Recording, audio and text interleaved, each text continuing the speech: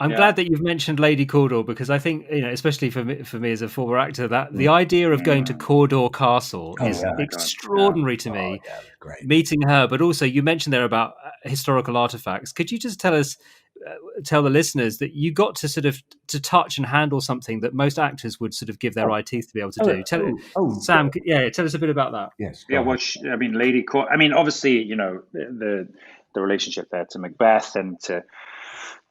I mean, she's got a pretty, I guess, bad reputation from Macbeth, from Shakespeare. I think Macbeth actually was a lot of fiction involved there, but we were so excited, and of course we were recounting my limited knowledge of Shakespeare on the way to Cawdor Castle. But it was just this magnificent place, and she was such a character. She was so charismatic, so charming.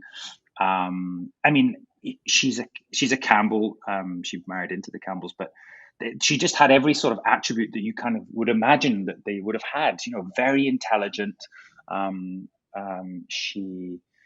She welcomed us in, and she showed us the castle, which was built on almost like something out of Game of Thrones. It was built on this legendary tree that was planted there, and she had all these sort of different ideas about the castle grounds. She has this great maze that's a recreation of the famous Greek maze with the Minotaur, and then obviously we went to this room, and there was this. Was it the second folio or first folio of Shakespeare's work? She was, because we were waiting. We arrived, and there was this enormous circular table, and it was the cameraman John said, "Is there anything that we could just put in the middle of the table just to sort of, break it up a little bit?" And she went, "Oh yes.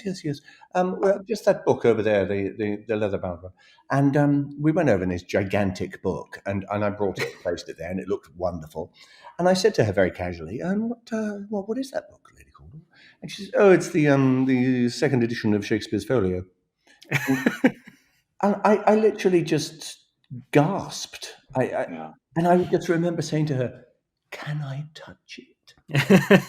She said, "Oh, yes, help yourself." And opening this book, it was extraordinary. Oh, no, I think she just also I remember she had this tea. It was like homemade ginger tea. Yes. And kind of slightly strange, and she was very, dare I say, manipulative in that she got what she wanted. She was very charming about it, and she was, just wonderful, just a really, really open character. But there was just something about her. It just was like this. She is kind of, in a way, she is, the character from. Well, she was Macbeth. She was very, very elegantly and quietly in control of the entire thing. And we both fell. We both fell under her spell, definitely. Oh, every single member of the crew, male or female, fell in love with her. I mean, we all had these sort of pathetic crushes on her by the time. Ridiculously beautiful, so poised, elegant, intelligent, erudite. It was.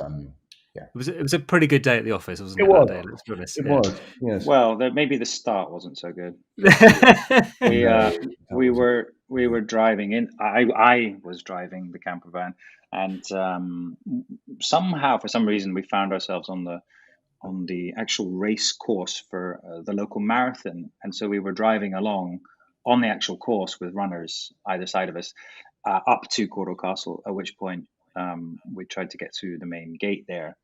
It wasn't built. Yes, it wasn't built for a camper van. No, so we got stuck. No. We got stuck in this gate and couldn't back out because the runners were coming up to us, and then they were trying to get past, and of course we ruined their times. We ruined their personal bests, and they were. I didn't realize that marathon runners could be so abusive. Actually. Oh yeah. They may be very slight and slim, but they're very just creative. They run on I don't know, insults. Yeah. Fury, just pure fury. Just rage at camper vans. Yeah, they're just hungry. I think that's what it is, really. It is. I mean, for you, Graham, obviously you've been in many productions of Macbeth, and then I suppose to be able to hold in your hand that second folio, there is something about connecting with history that in fact runs throughout this book. Yeah. You often find yourselves in places where you're able to touch and hold these things. Absolutely. And I wondered, did you feel that those things, I mean, they are all, again, using another Shakespearean reference, touchstones to history. Do they help you to connect better with that idea of what happened in the past? Absolutely. Yes, absolutely. I mean, right from the stones of a ruined castle to, Bonnie Prince Charlie's dueling pistols, or a Yeah. sword found on the battlefield of Culloden, the folio that you mentioned, all of these things, looking at the sword, the broadsword that the gentle Lochiel used at Culloden, and the flag of the Mm. Camerons that was wrapped around a man who fled the battlefield, and there it was, and it really does bring all these things to life, very, very vividly. And I think that's true of just the landscape of Scotland. That Mm. one of I say in the book, I think that it tells a story, and it really does. It's woven completely into the landscape, and Mm. everywhere you turn, there's something to remind you of often a very tragic history in Mm. Scotland, which only serves to fuel the wonderful romance attached to the country.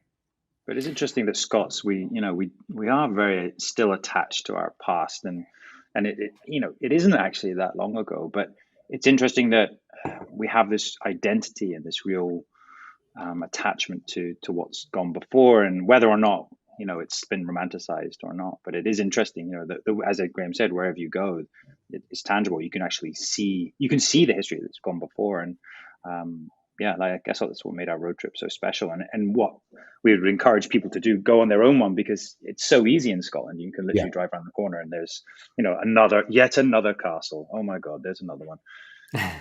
yeah, I think it's really interesting what you were saying there, Graham, about the fact that the landscape does this thing to you. Which is, I remember this when I was driving through Scotland as a drama student and going up sort of into Scotland past Fort William, and there is something, you hear the word like the Highlands, and it's not until I remember literally coming around a corner Mm, and going, oh, like the Highlands, like I understand where I am now. It was this incredibly dramatic landscape, and immediately you feel yourself going, yeah. I get it now. I understand what it must have been like 300, 400 years ago fighting mm, on a battlefield here. mm, But you can Mm, still have that distance, can't you, between yourself and history? But you, both of you in the book, you start to think and even to sort of find out about your own families and where they might have been yeah, as part of these battles. Did that indeed. help you to make an even closer connection? Yeah, yeah. I loved all that. I loved finding out more and more about my family and really their journey.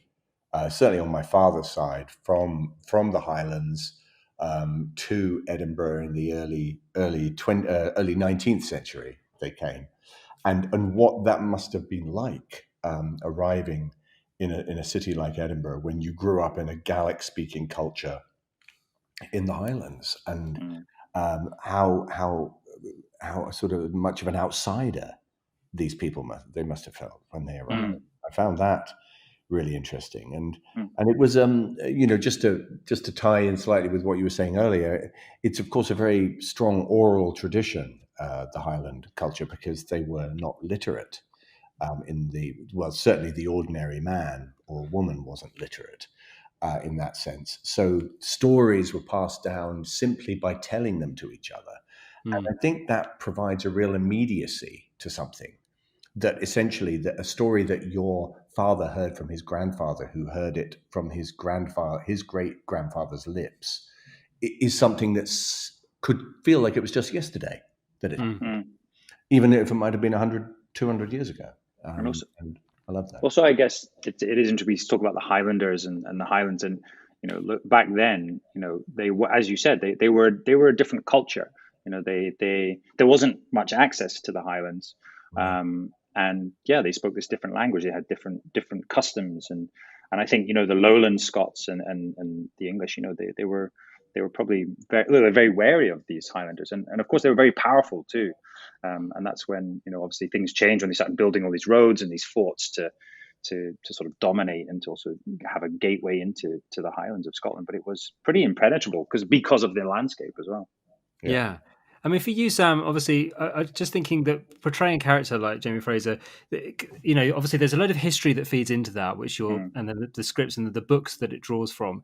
But sometimes as an actor, it can be quite hard to feel that you're really connecting with things. But with this trip into the landscape, I wondered whether there were times when you realized that despite the years that separate you from your character, that actually when you stand there, when you're confronted by the weight of a broadsword, or when you're, the idea of people charging towards you, do you get this sense where you kind of go, actually, we're not that different? That if you put me in that situation, I would probably react in exactly the same way. Yeah, absolutely. I think we both had a moment there. We would go to the Highland Folk Museum and meet a great character, Jimmy the Bush, and we talk about Jimmy the Bush. And he presented us with a pistol and a sword and I think the pistol was found at Culloden. And just as soon as we both held that pistol, you just realize, the last time that this was used was by possibly a man, same age as me, who fired it,